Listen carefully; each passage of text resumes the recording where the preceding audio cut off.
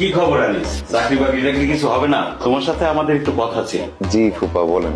আনিস, তুই তো এখানে অনেকদিন ধরেই থাকিস, তুই তো জানিস মাহার বিয়ে ঠিক হয়েছে।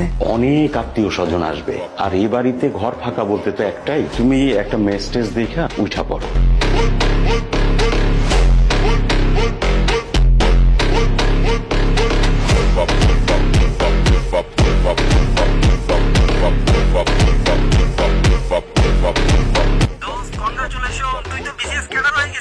রেজাল্ট দিছে?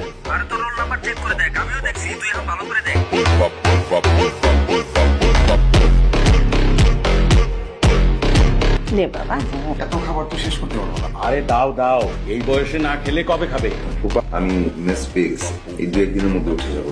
কোথায় যাবা? কেন যাবা? তোমার যতদিন লাগে তুমি এখানেই থাকবা। হ্যাঁ রে বাবা, তুই এখানেই থাকবি, কোথাও যাওয়া লাগবে না।